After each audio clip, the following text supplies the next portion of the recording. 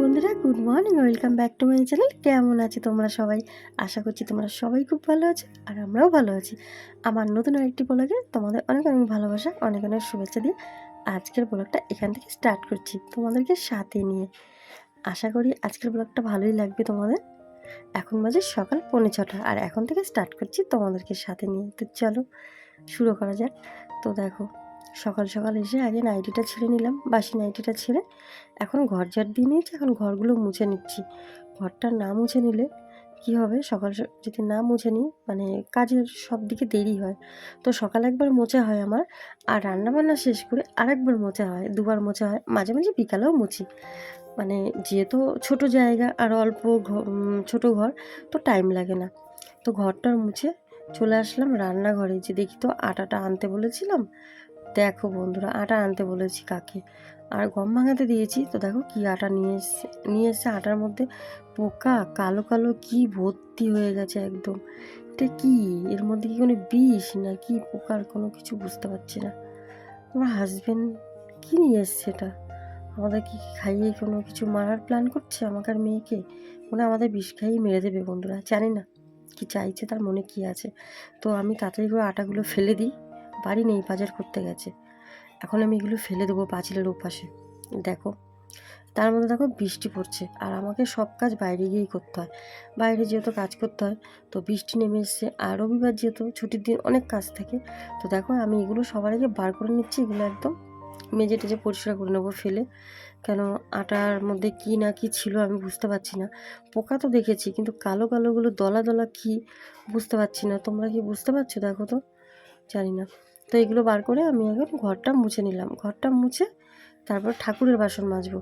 আর সকালবেলা কী হয় বন্ধুরা, আমি নাইটিটা ছেড়ে নিই, আর এটা হলো আমার ড্রেস। কাজ করি আমি, রান্নাবান্না সবই করি এটা পরে। তো এই জন্যে আমার সুবিধা হয়, আমি নাইটি পরে আর শাড়ি পরে একদম কাজ করতে পারি না।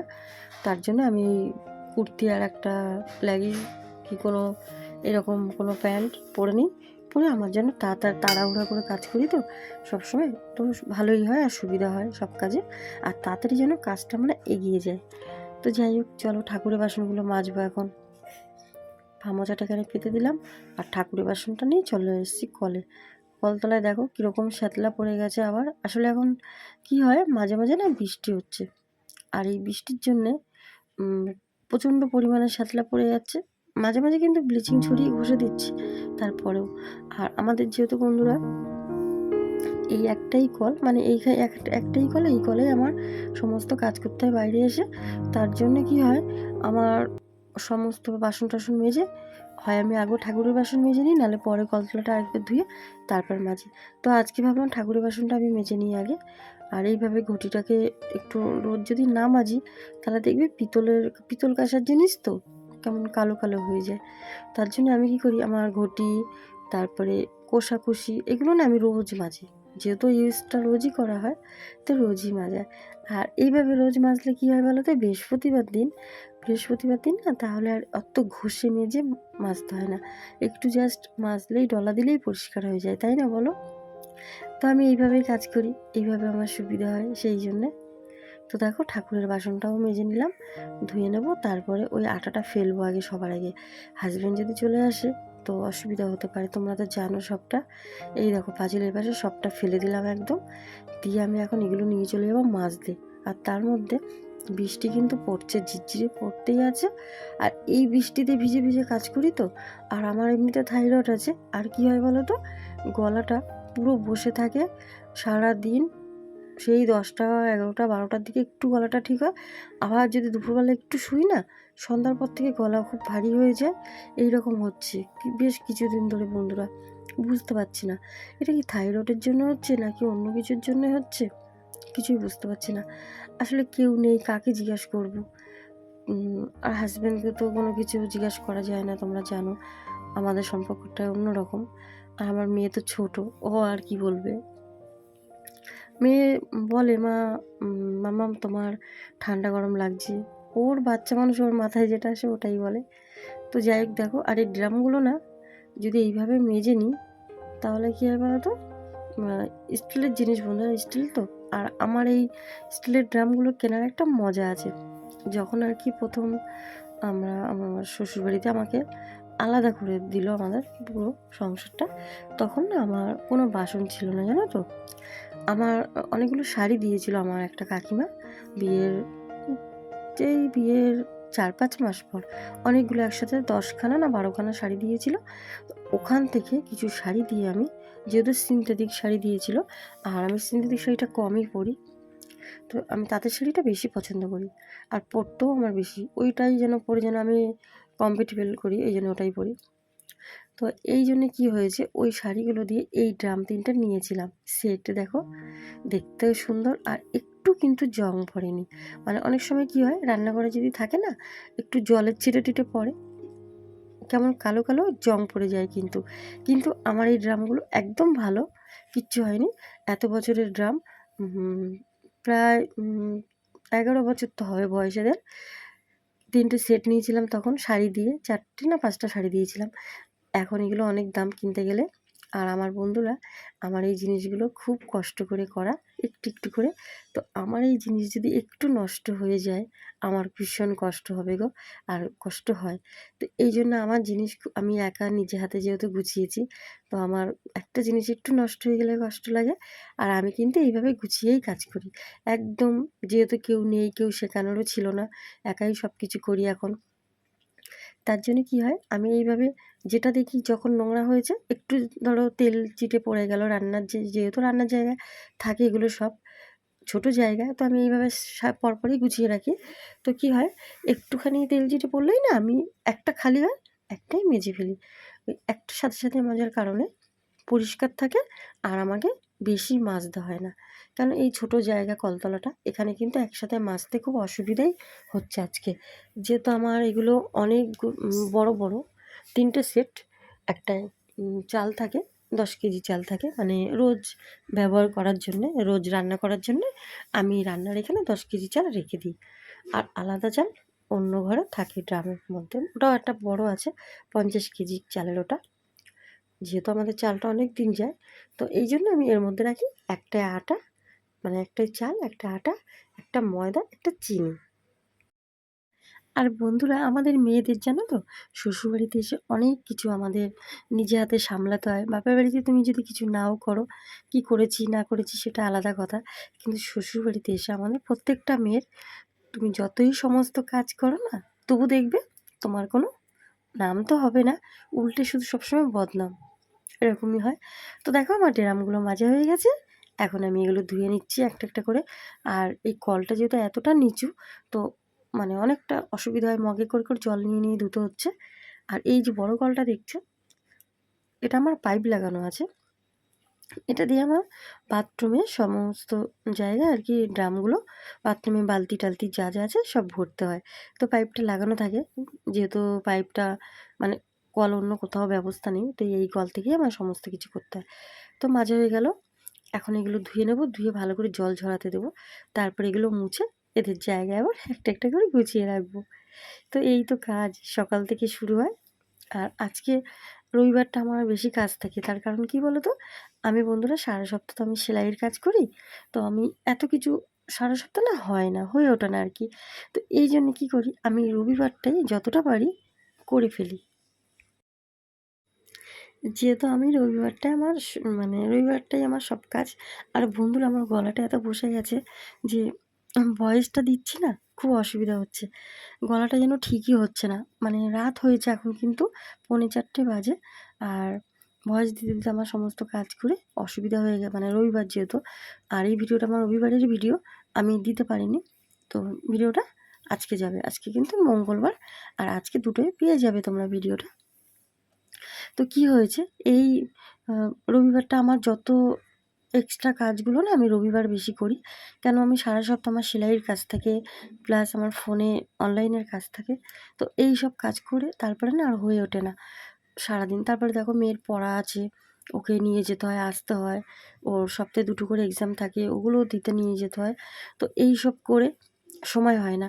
আর পড়তে যায় তো এখানে না অনেকটাই দূরে, ব্যারাকপুরের সোদপুর, তা আগরপাড়া এই দিকে যেতে হয়, তো অনেকটা টাইম লাগে। এই জন্য সারা সপ্তাহ আমার যতটুকু কাজ, আমি রবিবারটা না যদি আমি একদম স্নান টান করতে করতে আমার না একদম 5টা 6টা বেজে যায়, তারপরেও আমি রবিবারটাই করি, এছাড়া হয় না। তো দেখো এগুলো সব কিছু তোমাদের সাথে কথা বলতে বলতে ধুয়ে নিলাম। এখন এগুলো চলো উপর করে দিই। তারপরে আবার সমস্ত কাজ সেরে কলতলাটা একটু ব্লিচিং ছড়িয়ে দিতে হবে, কেন এখন বর্ষার দিন তো। আর যদি এইভাবে শ্যাদলা পড়তে থাকে তাহলে স্লিপ কেটে পড়ে যাব, আর আমিই যাই বেশি। আর আমার পড়াটা মানে একদম রিস্ক এখন, জানো তো, একটা সার্জারি হয়েছে এত বড়। তো এইগুলো ধোয়া হয়ে গেল, আর দেখেছো একদম কিন্তু চকচক করছে। আমি এগুলো অন্য কিচ্ছু দিয়ে মাজিনি, একদম রোজ যেটা মাজি ভিম বা সাবান, আমি ফেনা সাবানটা দিয়ে বাসন মাজি, আমার ওটা ভালো লাগে। তো এই দেখো পরপর একদম সাজিয়ে দিয়েছি, দেখে মনে হচ্ছে দোকান দিচ্ছি না, দেখে মনে হচ্ছে যেন বিক্রি করবো। আর এই যে হাজব্যান্ড বাজার নিয়ে এসছে দেখো, তো এখানে নিয়ে এসছে শ্যাম্পু। আমি টাকা দিয়েছিলাম বন্ধুরা সমস্ত বাজার করতে, আর আমাকেই চালাতে হয়, তোমরা জানো সবই।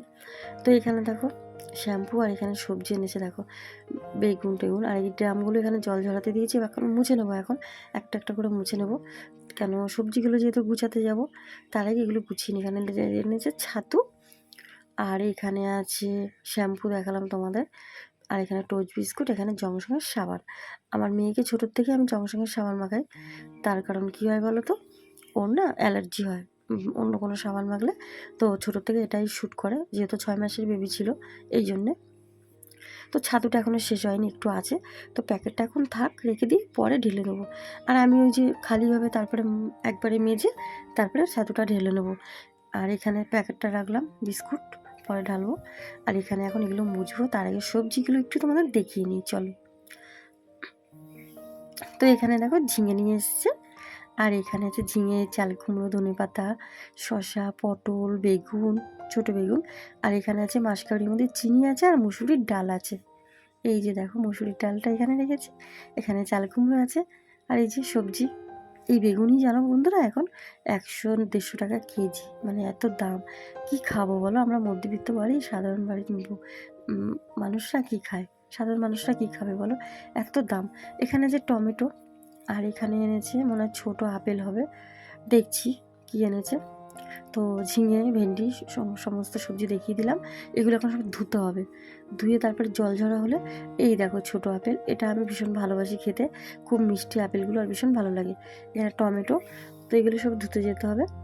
আর এই ধনেপাতাগুলো গোড়াটা না ওটা ছাড়িয়ে তারপর রাখবার। এখানে আছে চিকেন, যেহেতু আজকে সানডে, সানডেতে চিকেন না হলে হয় বলো, পাতলা ঝোল হবে। আর এখন এগুলো মুছে নিচ্ছি সব, এখন এগুলো সমস্ত মুছে, সব কিছু মুছে সব গুছিয়ে রেখে তারপরে চলো রান্না করা যাক। অনেক বেলা হয়ে গেল এইসব কাজ করতে। আর আজকে ভাবলাম বন্ধুরা আটা আছে, রুটি বানাবো ব্রেকফাস্টে, কিন্তু হলো না। হাজব্যান্ডকে বললাম আটা ভাঙিয়ে আনতে, সে তো এই নিয়ে এসছে। জানি না এই আটা কোথা থেকে আসলো। আমি বললাম দোকান থেকে যদি দিয়ে থাকে তুমি দোকানে কেন কিছু বললে না, আমাকে কোনো উত্তর দিল না। তো জানি না সে এর মধ্যে কী মিশিয়ে এনেছে, বিষ এনেছে না কী এনেছে, আমাদের মারবে, আমি জানি না। ফেলে দিয়েছি, এখন এগুলো সব মুছে টুছে গুছিয়ে নেবো। আর ব্রেকফাস্টে মেয়ে বলছে খিদে পেয়েছে মাম্মাম, কী খাবো। তো দেখছি ঘরে পাউরুটি আছে, ওটাই ভাবছি কিছু করে দেবো। তার আগে এগুলো একটু রোদেও দিয়েছিলাম, আবার দেখো একটু রোদে দিলাম, একটু গরম হলে না কি হয়, আটা টাটা রাখতে না বেশ সুবিধা হয়, বর্ষাকাল যেহেতু। আর বন্ধুরা আমি কিন্তু এইভাবেই রাখি, দেখো আবার তুলে ফেলছি, ছিটেফোঁটা বৃষ্টি শুরু হয়ে গেল। এই তো হচ্ছে, একটু পরপর ঝমঝম করে নামছে, আবার রোদ্দুর। তো আর রোদে দিয়ে কাজ নেই, এগুলো এখন উঠিয়ে ফেলি, এগুলো গুছিয়ে রাখি। চলো কোথায় রাখি আমি তোমাদের দেখাচ্ছি। এই যে আমার রান্নার জায়গাটা, যেহেতু খুব ছোট জায়গা, তোমরা জানো বন্ধুরা আমার রান্নার কোনো একটা রান্না যে কিচেন সেটা নেই, আমি বারান্দার ছোট একটা জায়গায় রান্না করি। তো এখানে দেখো এই যে পরপর সাজিয়ে রেখে দিচ্ছি, একদম এইভাবে লম্বাভাবে গুছিয়ে রেখে দেবো, তোমাদের লাস্টে দেখিয়ে দেবো। দেখো ঠিক আছে, পরপর এইভাবে সাজানো আছে। আর এখানে আছে চিকেনটা, এটা এখন ধুয়ে পরিষ্কার করে দিয়েছে হাজব্যান্ড, ধুয়ে দিয়েছে, আমি আরেকটু ধুয়ে নেবো। আর এখানে চাল ধোয়া আছে, চালটা আগেই ধুয়ে ফেলেছি। তো চলো কি খাওয়া যায় এখন। তো দেখো বন্ধুরা আমার মেয়ে বলছে খিদে পেয়েছে মাম্মা, তো এখানে ডিম সিদ্ধ, কলা, আর পাউরুটিটা শসা, পেঁয়াজ, টমেটো দিয়ে এইভাবে ব্রেডটা দিয়ে দিলাম মানে ব্রেকফাস্ট আর কি, এইভাবে দিয়ে দিলাম যে আজকে এটাই খেয়ে নে, আর কিছু নিয়ে এসো না। যেটা ভেবেছিলাম ওটা তো হলো না, আর আমিও নিয়ে নিয়েছি, হাজব্যান্ডকেও দিয়ে দিয়েছি। ডিম সিদ্ধটা কী বলতো, একটাই কিন্তু গোটা। শুভ সন্ধ্যা বন্ধুরা, সেই তোমাদের সাথে কথা হয়েছে দুপুরবেলা, আর এখন কথা হচ্ছে। তো যাই হোক, এখন চিকেন পকোড়া হচ্ছে, আর চিকেন পকোড়া দিয়ে আজকে ব্লগটা শেষ করছি। আজকের ব্লগে যদি কিছু ভালো লেগে থাকে, একটা করে লাইক করে, শেয়ার করে, সাবস্ক্রাইব করে, কমেন্ট করে আমার চ্যানেলের পাশে থেকে প্লিজ। তোমরা তোমাদের পরিবারকে নিয়ে সবাই ভালো থাকো, সবাই সুস্থ থাকো। কাল দেখা হচ্ছে ঠিক দুপুর 2টায় নতুন কোনো ব্লগের সাথে। ততক্ষণের জন্য সবাই সুস্থ থাকো। টাটা বন্ধুরা, গুড নাইট। আর প্লিজ একটু সাপোর্ট করো, তোমাদের সাপোর্ট ছাড়া কিচ্ছু হয় না।